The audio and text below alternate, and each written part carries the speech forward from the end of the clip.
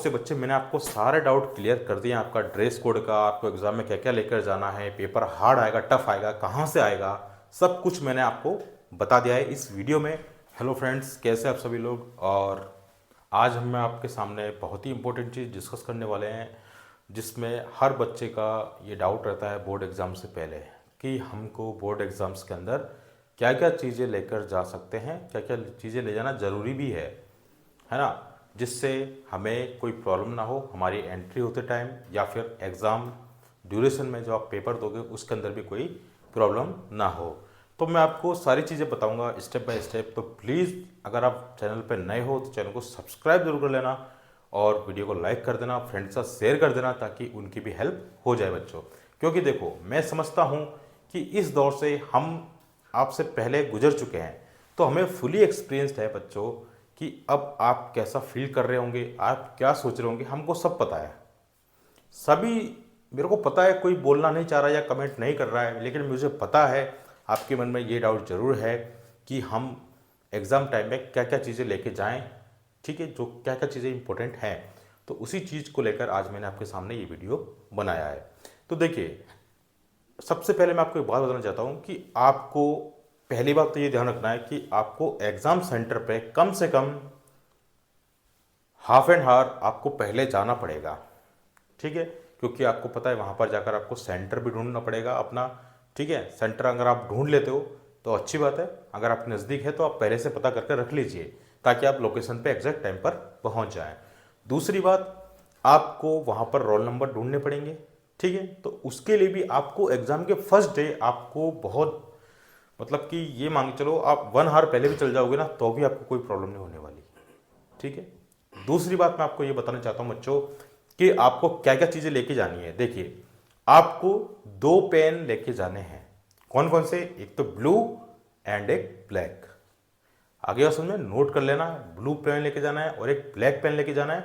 Use में बता देता हूं, ब्लू पेन से आपको अपनी कॉपी के अंदर लिखना है और ब्लैक पेन से आपको स्पेसिफाई करना है कि क्वेश्चन नंबर 1 है, इसका आंसर यहाँ खत्म हो रहा है, जहां आंसर खत्म हो रहा है उसके नीचे 2 लाइन खींच दीजिए, ठीक है।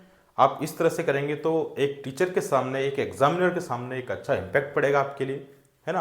अगर आप वीडियो को बीच में छोड़ के जाओगे तो आपको नुकसान होने वाला है बच्चों। अगर आप इस चीज़ को फॉलो करोगे, आपके लिखने की जो इंप्रूवमेंट है वो भी आपकी इंप्रूव हो जाएगी। एग्जाम के अंदर आपको कॉन्फिडेंस बढ़ेगा अगर इस वीडियो को पूरे एंड तक देख लोगे तो, ठीक है। चलिए, दूसरी बात हम करते हैं। ब्लैक पेन का यूज मैंने बता दिया कि आपको ब्लैक पेन का यूज अंडरलाइन करने में या फिर कोई स्पेसिफिक या फिर कोई इंपॉर्टेंट अगर लाइन आप अंडरलाइन करते हो नीचे वो दिखाने के लिए आप ब्लैक पेन का यूज कर सकते हो। ब्लू पेन से आपको पूरा आंसर लिखना है।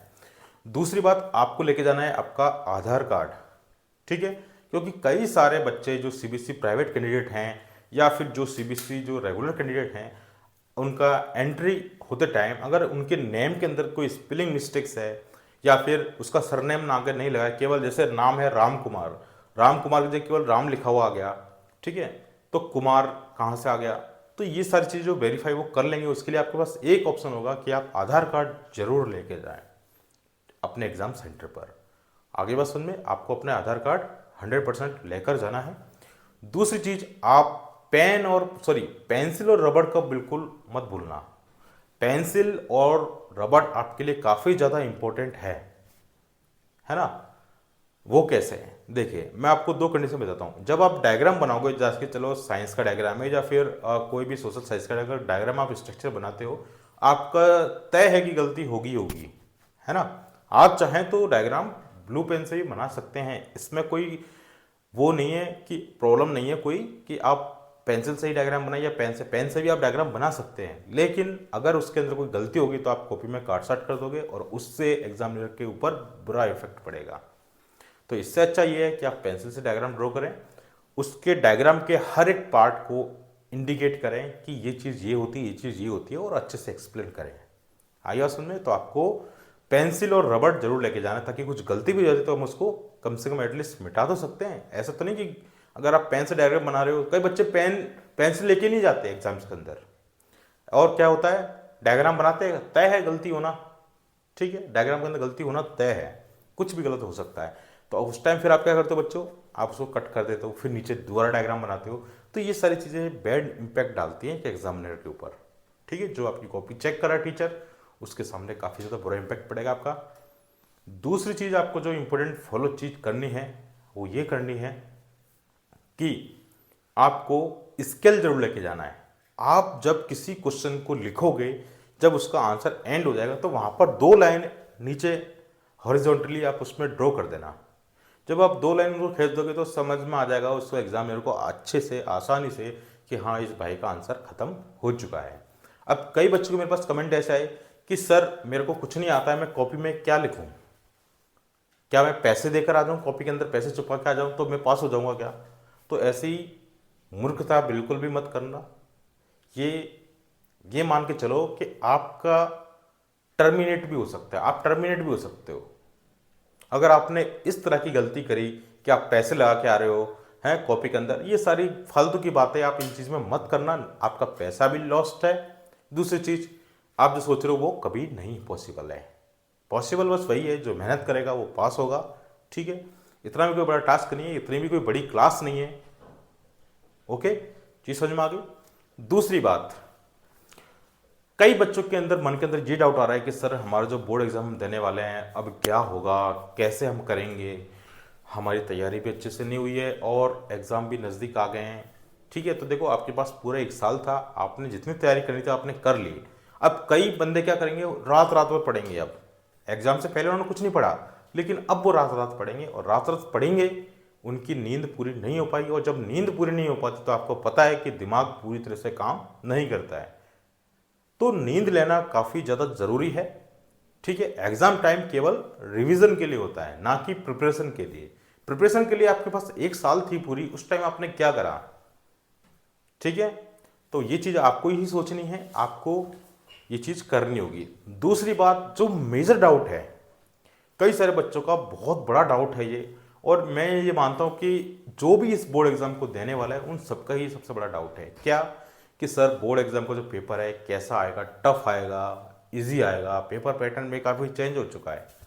तो मैं एक बात बता दूं कि आपका जो पेपर पैटर्न चेंज हुआ है इस बार, तो आपके लिए कोई बैड न्यूज़ नहीं है, ये कोई गलत बात नहीं है आपके लिए। और चांस एक अच्छा कि जब उनको पता है कि पेपर पैटर्न चेंज हुआ है, बच्चों को एक नया चीज़ मिलेगी, तो उसके अंदर वो मार्किंग भी उसी हिसाब से करेंगे, ठीक है। काफ़ी सॉफ्ट हैंड से आपकी मार्किंग होगी, ठीक है। ऐसा नहीं कि बहुत स्ट्रिक्ट वो आपकी मार्किंग होगी, ऐसा बिल्कुल भी नहीं है। आपको कॉपी के अंदर कुछ ना कुछ लिख कर जरूर आना है, खाली कॉपी नहीं छोड़नी है। पेपर आपका इजी आएगा, इस बात को ध्यान रखें। पेपर पैटर्न चेंज हुआ है, पेपर आपका इजी आएगा। कई बच्चों का ये भी डाउट है कि सर हम एनसीईआरटी से पेपर आएगा या फिर सैंपल पेपर से पेपर आएगा या फिर आरडी शर्मा से पेपर आएगा। तो भैया इन सब फालतू बातों में आप पढ़ो मत। बहुत सारे फालतू ऐसे यूट्यूबर हैं जो आपको बताते हैं कि आप ये बुक ले लो, ये बुक ले लो, ये बुक कर लो। ऐसा कुछ नहीं करना। आपको जो पेपर अब जो आपका बच्चों आएगा ना, वो केवल और केवल एनसीईआरटी से ही आएगा, ठीक है। प्रीवियस ईयर क्वेश्चन आपको 100% जरूर लगाने हैं। इस टाइम आप प्रैक्टिस करना है, आप रिवीजन करना है। प्रीवियस ईयर क्वेश्चन को लगा के आप रिवीजन कर सकते हैं, ठीक है। और बात करता हूं आपके सारे डाउट क्लियर कर दूंगा इस वीडियो के अंदर में। दूसरी बात यह है कि भैया कि सर हम प्राइवेट कैंडिडेट हैं।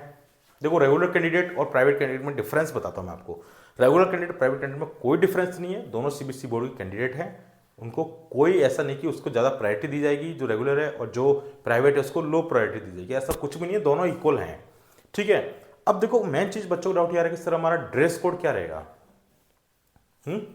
अगर आपको अपनी ड्रेस कोड की दिक्कत है तो भैया मैं आपको क्लियरली बता देता हूं, जो भी प्राइवेट, देखो जो रेगुलर कैंडिडेट हैं, पहले रेगुलर कैंडिडेट बात करता हूं, उनको तो अपने स्कूल की यूनिफॉर्म में जाना है ही, ठीक है, उनके लिए तो कोई दिक्कत है ही नहीं।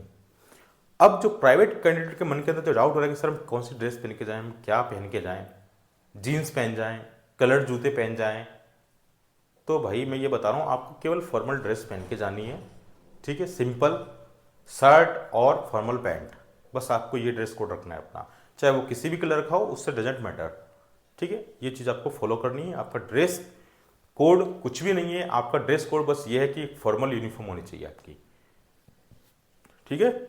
आप शूज जो भी है आपके पास अवेलेबल हैं आप उनको पहन के जा सकते हैं, ठीक है। ऐसा ज़रूरी नहीं है कि आपको इस कलर के चाहिए, येलो कलर के शूज चाहिए, ब्लैक कलर के शूज चाहिए, सब फालतू बातें हैं, ऐसा कुछ भी नहीं होता। ठीक है, ये चीज़ आपको ध्यान रखते हुए अपने साथ लेके जानी है। और पेपर के अंदर अपना कॉन्फिडेंस बना के रखें, अपने मन को पहले से हारा हुआ मत फील कराओ कि मैं नहीं कर पाऊंगा। आप कर पाएंगे, क्यों नहीं कर पाएंगे भाई। मैं ये बोल रहा हूँ कि आप कॉपी को खाली मत छोड़ के आना। अगर आप कॉपी खाली छोड़ के आ गए तो आपके लिए दिक्कत है कि जब आपने उसमें थोड़ी सी मेहनत नहीं करी तो आपको वो टीचर कैसे पास कर दे। आप खुद ये सोच के देखो। और आपको पता है कि सीबीएसई बोर्ड का जो परसेंटेज रहता है, पासिंग परसेंटेज 94% प्लस चलता है। ठीक है, पिछली बार थोड़ा खराब आ गया था, इस बार बोर्ड पैटर्न चेंज हुआ है। इस बार मैं आपसे खुद बोल रहा हूँ, आप खुद देख रहे रिजल्ट के बाद, इस बार भी 95 प्लस जाएगा पासिंग परसेंटेज, है ना। तो बस करना क्या है, आपको कॉपी के अंदर कुछ ना कुछ उससे रिलेटेड लिखकर आना है, तभी आप अच्छे से पास हो पाएंगे, आपको कोई दिक्कत नहीं आएगी। तो ये जो सारे डाउट्स थे बच्चे, मैंने आपको सारे डाउट क्लियर कर दिए। आपका ड्रेस कोड का, आपको एग्जाम में क्या क्या लेकर जाना है, पेपर हार्ड आएगा, टफ आएगा, कहाँ से आएगा, सब कुछ मैंने आपको बता दिया है इस वीडियो में। तो प्लीज़ फ्रेंड्स के साथ शेयर कीजिए और चैनल को सब्सक्राइब कीजिए और वीडियो को लाइक करना मत भूलना। तो फिर मिलते हैं नेक्स्ट वीडियो में नेक्स्ट अपडेट के साथ। Bye bye, take care.